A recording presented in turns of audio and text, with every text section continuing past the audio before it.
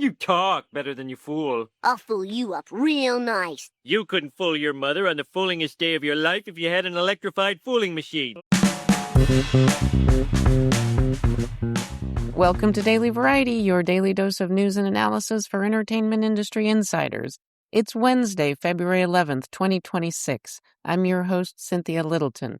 I am co-editor-in-chief of Variety alongside Ramin Satuda. I'm in LA, he's in New York, and Variety has reporters around the world covering the business of entertainment. In today's episode, we'll hear from Michael Schneider on The Simpsons. That show has hit the impossibly high bar of 800 episodes. Variety helped the cast and crew celebrate that milestone earlier this month at a party in Hollywood. That was original Simpsons voice cast members Dan Castellaneta and Nancy Cartwright you heard in the cold open playing Homer and Bart in a classic insult-swapping match.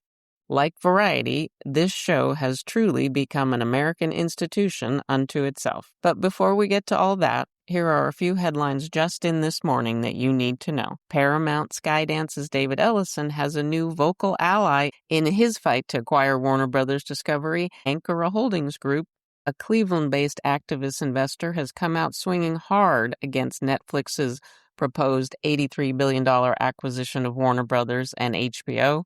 Ankara is advocating that Warner Brothers take Paramount Skydance's higher hostile takeover offer that includes the entirety of the company. Ankara has about a $200 million position in Warner Brothers Discovery, which is far less than 1% of shares. Ankara's position is not enough to matter in terms of the math of shareholder voting, but it is enough to be a thorn in the side of the Warner Brothers Discovery board.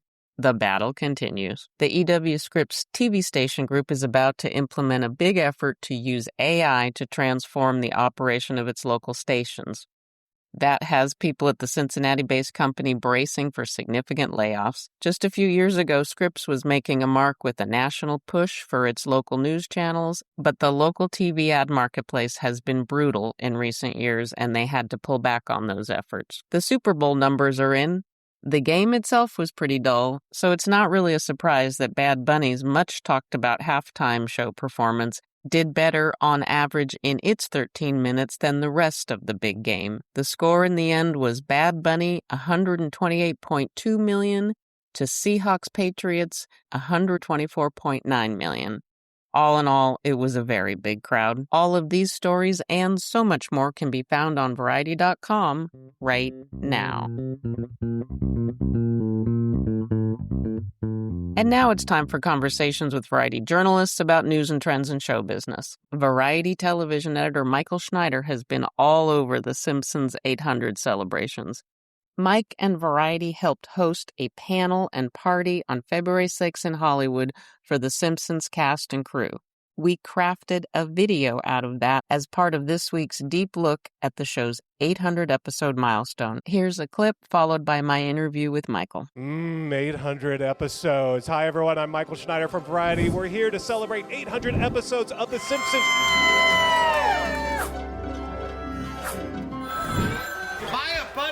Does anyone know Maya's butt reeks? People don't know this, but we celebrate every single episode that we put out. This is our 800th cake. We've had enough. I'm stuffed. Michael Schneider, thanks for joining me. The milestone of Simpsons 800. 800 episodes. Let that sink in. Think about this, Cynthia. When The Simpsons launched, I was a junior in high school. No joke. I was writing about the longevity of The Simpsons in like 1996. So go figure, 800 episodes is pretty incredible. I was a big Tracy Ullman Show fan, so I can honestly say I saw the birth of this franchise from those little shorts that were so wacky. Of course, Variety has been there from many years ago now, the 100th episode celebration. And Mike, you plugged in somewhere along that train, and you have done a number of those round number episode celebrations. What is left to discover? What did you learn about the show doing this look at episode 800? I still watch The Simpsons every single week. I'm not one of those haters who say it's not what it used to be. As a matter of fact, over the past couple of years, particularly with Al Jean, who was the showrunner until recently, and now Matt Selman, who has really come in and revitalized, I would say, the show quite a bit. They're continuing to find new ways to reinvigorate The Simpsons. Matt Selman, in particular, has been exploring some of the more secondary characters. He's gotten a little deeper in terms of really diving into issues like mental health and so some other really deep themes that maybe The Simpsons hadn't really attacked in the past. Now they are, and some of the creativity that we've seen over the past couple of seasons on this show has been tremendous. I would say The Simpsons is at least as good as it once was. To mark this August occasion, you have a story that talks to some of the key creatives and does that kind of 30,000-foot view on how they got to 800 episodes. Within that, the key players like Yardley Smith and Nancy Cartwright talk about very much from the heart about what being on a show like this never happens in entertainment, but something this solid, this stable, and this lucrative for the key cast members that have been with it since the beginning or nearly the beginning, just what that kind of longevity has meant to them in their lives. Everything from health concerns to being able to pursue other passions while having this incredible bedrock of a job. It really is astounding, and I love that the story brings out key elements of that. These are once-in-a-lifetime jobs. Having covered The Simpsons as long as I have, of course, I also covered some of the contractual negotiations and renegotiations among the cast. Things got a little hairy at some point in the 2000s. It did get contentious. We remember even at one point they started auditioning replacement voices to send a message to the stars, but things worked out in the end. And at the same time, the stars continued to make a pretty nice living. And that did allow folks like Yardley Smith, who I mentioned in my piece, had a real health scare a couple of years ago where she broke her neck and was really out of commission for at least a year. She said being a part of The Simpsons allowed her to recover and not have to worry about health care or worry about work since she had that nice nest egg from this show. Nancy Cartwright was able to raise her children and has been able to pursue all sorts of different interests while at the same time working on The Simpsons. So it's been a nice gift to everyone involved in that show. Well, you have a deep dive into all of that. That's in our fabulous print magazine this week. We also have some really fun social extensions and a fun video that captures an event that you hosted that Disney, which now owns The Simpsons, threw mostly for the cast and crew, which is pretty cool. They had a nice event last Friday at the Fonda Theater in Hollywood, and Nancy Cartwright was there. Of course, Matt Groening introduced the screening, and some bigwigs, including Dana Walden, who has a new job, as we know, at Disney. Freshly titled, still found time to join in the festivities on Friday. And along with her husband, Matt, and Dana mentioned that she happened to meet her husband at the 100th episode party for The Simpsons. So a lot of partying, a lot of good vibes.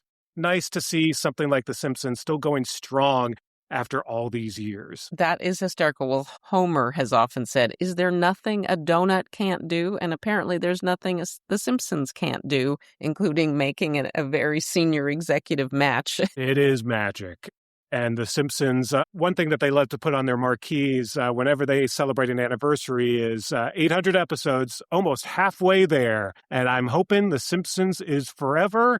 I'm counting on my kids' kids to also enjoy The Simpsons. Let's hope that they keep going for another 800. Well, Matt Selman, who you mentioned, who recently went solo as showrunner, Matt Selman is good people. He's done a lot of good, raised a lot of money for good causes, and is a stalwart of the animation community, and he talks in your story about Simpsons 1000, and it's just 10 short years away. You can close your eyes, you can absolutely see it. I have never covered Hollywood without a Simpsons. I do remember when I first started, The Simpsons was going into syndication, and there were all these comparisons to the Flintstones. The Flintstones was successful in syndication, but it had been a very long time since an animated show had tried to go into the syndication market, and this was the frothy syndication market of the mid-90s with Home Improvement and Seinfeld, and then Friends just around the corner. Like, it was a heady time, and suffice it to say, The Simpsons is now a mainstay of local television stations. It's an astounding archive. And of course, it was the pillar of a whole cable channel for FX, the FXX channel. And for years, The Simpsons and Family Guy were always in the top 10 of what was watched on Hulu. It has literally been the foundational building block of so many products from Fox and now Disney. And by the way, that deal that they did way back in the day was allowed them to then move The Simpsons onto Disney Plus when that service started. And now you get all 800 episodes and even more of The Simpsons on Disney Plus. You get the movie as well. As we know, there will be another Simpsons movie that, once again, Matt Selman is also overseeing. So it's still a good time to be a Simpsons fan. At the event, what was one of the most heartfelt or sort of one of the funny moments that the cast members and producers were talking about? I think what's great is you could tell how much just James L. Brooks really appreciates this. And Matt Groening, of course, appreciates this. All of them are really grateful to not only the networks and the studios, but also just the animators and all the people who day in and day out help make The Simpsons. And it's such a tight-knit group, and it's a group that they were really celebrating at this party. This wasn't a party that was for the public or for the fans. This was for the animators. This was for the writers. This was for the people who make that show and have made it a success for 800 episodes. And you could tell, like, this is a family that really just appreciates the craft of making The Simpsons day after day, year after year. And in Southern California, where it was born. Absolutely. It's a great story. Well, Mike, as always, thank you for keeping your eye on the calendar and noting these great milestones. Yeah, I'll talk to you again at the 900. Go, go, go, go, go, go, go, go, go, go, go, go, go. After all of this discussion of The Simpsons and its history, of course I dove into the Variety archives to see what I could find. Don't forget, listeners, that The Simpsons premiered on Fox on December 17th, 1989, with a Christmas special. The regular series episodes debuted a few weeks later, but the first ever full-length episode of The Simpsons was actually a Christmas special. Thankfully, Variety gave it a really good review, and as always with our reviews of movies and TV shows that are destined to be classics, there's one or two lines that stand out as either incredibly prescient or super relevant for the present day. In The Simpsons Christmas special review, that one is, quote, "New series should fit cunningly into the Fox lineup if the characters and situations sustain the level of the initial effort," end quote. Remember, Fox only had primetime programming a couple of nights a week at this point, but that was destined to change, and The Simpsons was a huge part of it. As we close out today's episode, here's a few things we're watching for. Werner Herzog has a new documentary coming out, and that's cause for celebration. Ghost Elephants, a look at master trackers in pursuit of an animal long believed to be a myth, will be in limited release on February 27th in theaters. It'll follow with its TV debut March 7th on National Geographic, and will be available on Disney Plus and Hulu the next day. Don't forget that a Dreamgirls revival is coming to Broadway this fall. Jennifer Hudson has signed on as a producer for this version of the musical that features all new choreography by Camille A. Brown. And speaking, as we did earlier, of Bad Bunny and the Super Bowl and Mike Schneider, do not miss Mike's expert postmortem story with the producers and directors of the Bad Bunny halftime show. Mike really has a specialty of doing stories about how did you pull off that incredible stunt on TV. He really got the goods on this one. You can find his story on Variety.com and on our socials. Before we go, congrats to Kathleen Grace. She's been named Chief AI Officer for Lionsgate. She takes on the role after serving as Chief Strategy Officer for the AI firm Vermilio. Before that, she worked in development for the Imagine Entertainment Discovery Communications joint venture dubbed Newform. Thanks for listening. This episode was written and reported by me, Cynthia Littleton, with contributions from Michael Schneider. Sticks, nicks, hick picks. Please leave us a review at the podcast platform of your choice, and please tune in tomorrow for another episode of Daily Variety.